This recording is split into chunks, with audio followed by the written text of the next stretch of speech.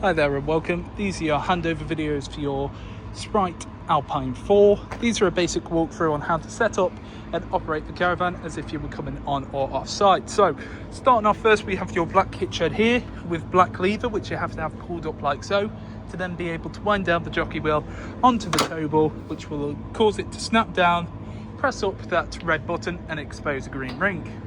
You then have a breakaway cable just here. Now legality states if you have an eye point, it has to be used. If not, wrap it around the tow bar.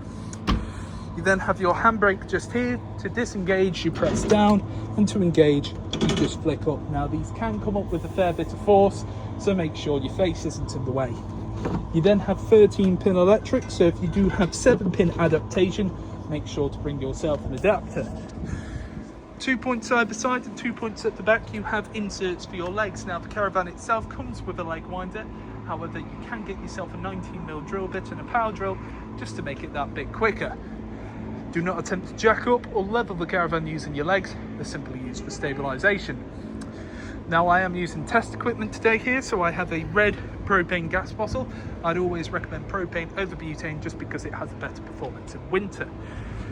Connected onto it, I have a black gas hose. Now, black gas hoses will run for 5 years. This one is dated 2025. So, this connects onto your regulator, which is situated just here. Hand tighten that as much as you physically can, and then just nip it up using the spanner. You don't want it ridiculously tight, as that will put excessive pressure onto the washer that is inside the hose itself. Too much pressure can cause it to crack and break, leading gas to leak out. But once both sides are firmly connected, twist the gas bottle in the positive or open direction. Moving along this side, first up we have your flue. Your flue is used to get clean air in and out of your boiler when operating on gas. Don't have to do anything with this except make sure it's nice, clean and tidy.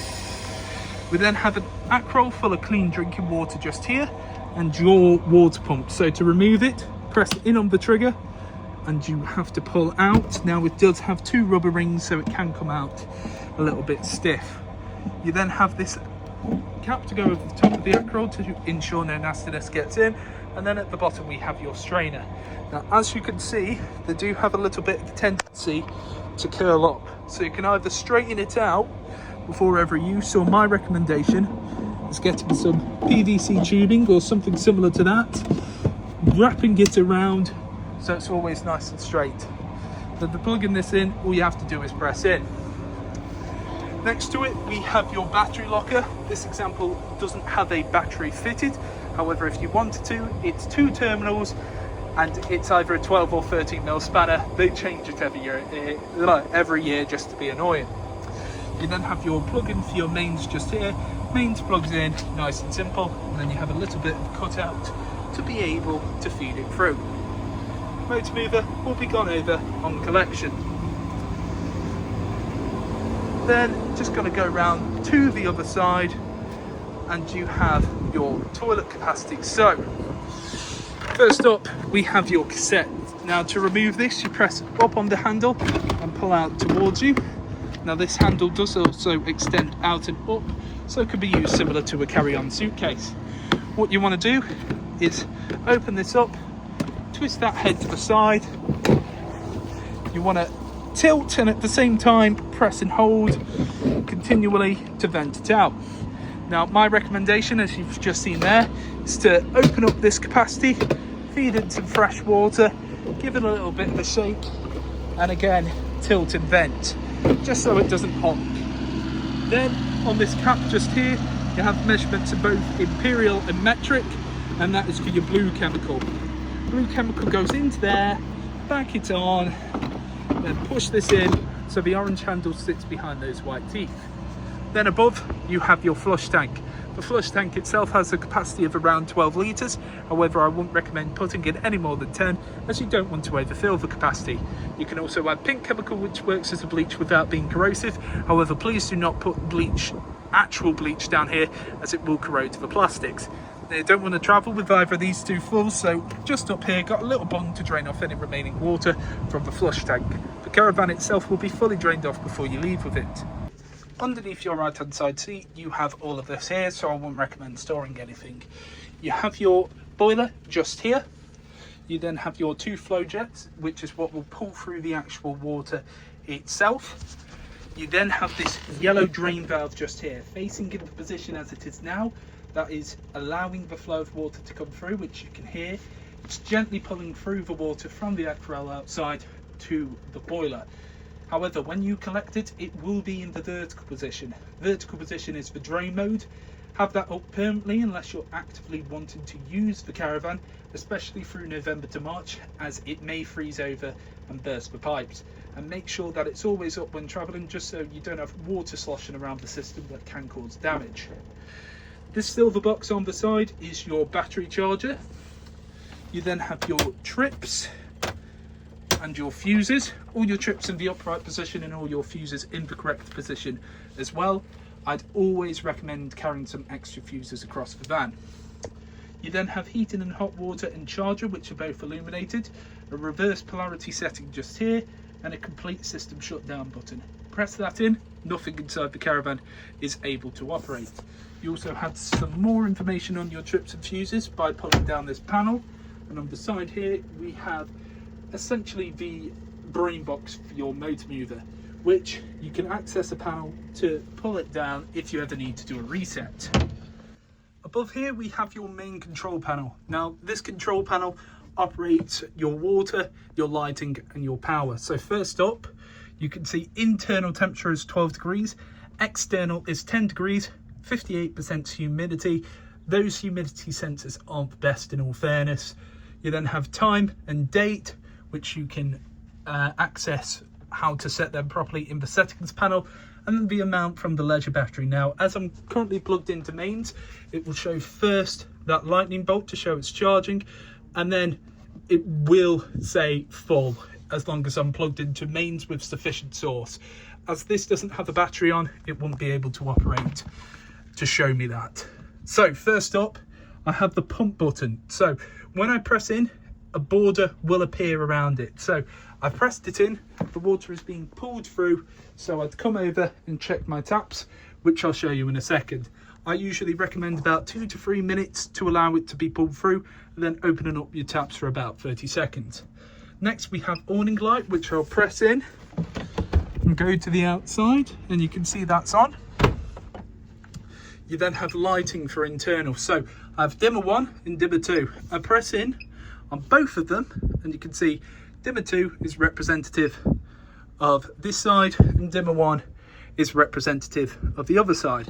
So I'll press in on that and let me show you it dimming. So gradually going down, I can either press and hold or individually tap. So that's on 5. Now let me show you it on full.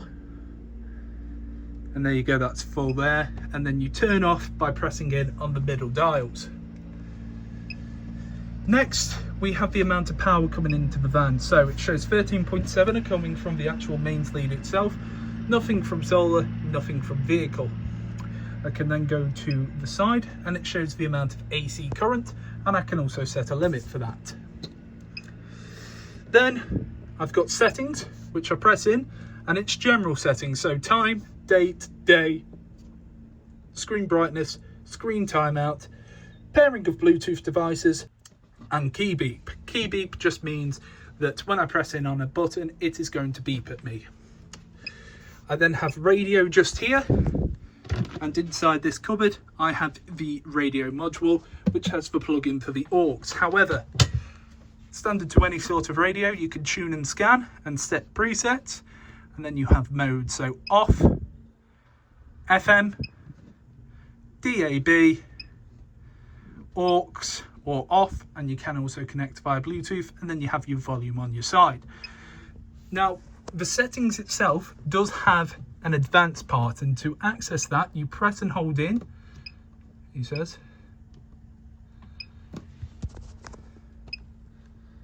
Okay, I don't think it does on this one, but there is a way to access additional settings if need to get to it. Now, these panels themselves can actually freeze up sometimes, so I will show you in a little bit how to be able to reset that and calibrate it. Then, as you can see here, the water's flowing nice and evenly. As I currently don't have the hot water set, I'm just showing it running on cold. If I were to switch it over, it would show a load of air locks. But what you're looking for is this nice, steady, continuous stream. Any coughs or splutters, try and fight through it. But if it's not playing ball with you, check your drain valve, check that the pump's at the bottom of the barrel, and check the acro's full of plenty of water. You want to run it for about 30 seconds. You can also check on your other tap and your other shower. What will also happen is the water that gets displaced will be replaced into the actual boiler. Then here we have your Truma control panel. So to turn this on, press in and you will come to this screen. So first up we have internal temperature, which goes up to a maximum of 30, and then to select you press in on the dial. It goes up to a maximum of 30 and starts at 5 degrees, and whatever you set it to, it will get to temperature in around about an hour, dependent on the weather.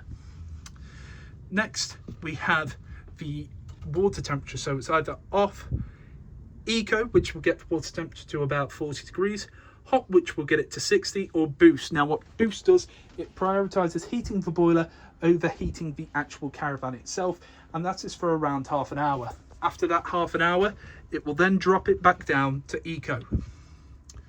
Then we have your energy source, so it's either gas, a mixture of gas and 1 kilowatt, mixture of gas and 2 kilowatt, strictly electric with 1 kilowatt, or strictly electric with 2 kilowatt. So you've got the choice of gas, mains, or both. Then you have fan speed, so it's either eco, high, or boost. Eco is a nice and steady stream, hot is a lot more vigorous, and boost is prioritizing heating the actual van over heating the water.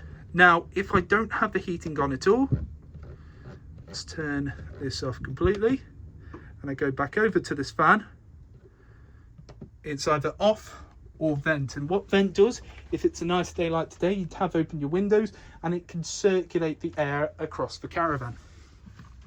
Just show you as well, that little plug there represents mains is plugged in. Next you have a timer, so this is starting and stopping when you'd like the heating to come on.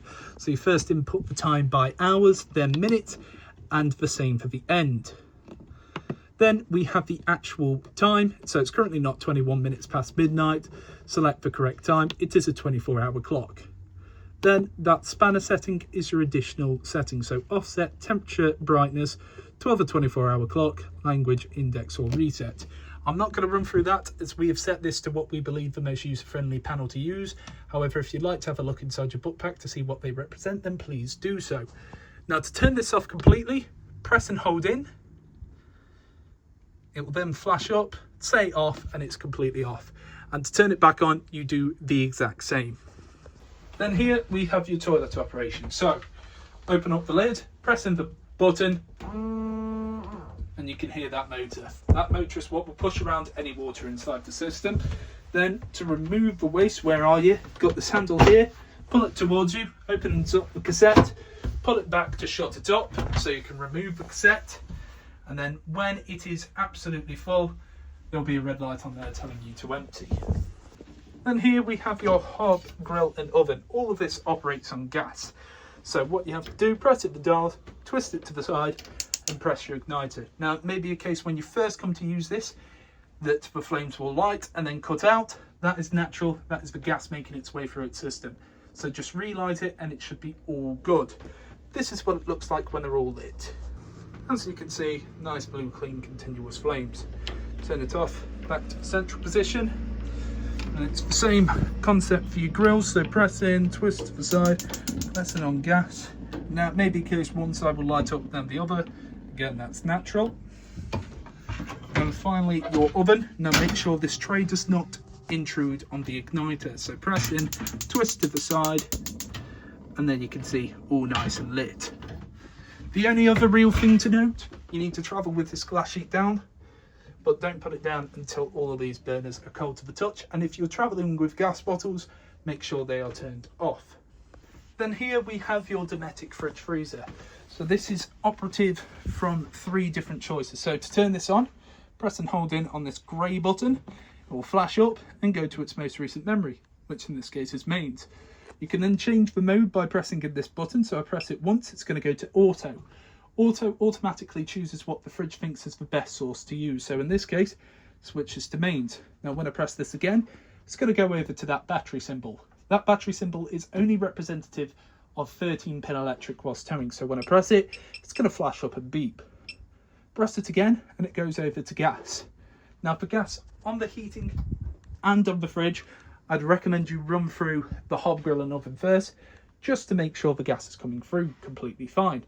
You may hear it gradually tick in, then once it's finished ticking, that means it's then lit. Then we have the amount of power coming in, so 1, 2, 3, 4 or 5. 5 being the most powerful, so it's going to chill the quickest. Even on full capacity, it does take around 4 hours to fully chill. And to turn this off, press and hold in. No more lights on the panel, no more lights inside. Now, if your main screen ever freezes up, you want to make sure that the screen itself, let's say you can't operate anything, it's not working with you. What you want to do is press and hold in on this home button and it will turn off, but you need to keep your finger/thumb connected onto this. Now what will happen, it does take a little bit of time, it will come to this screen. It will then say touch the dots to calibrate, which you just have to do. It will then say calibrated, turn it back on, and then it's all working.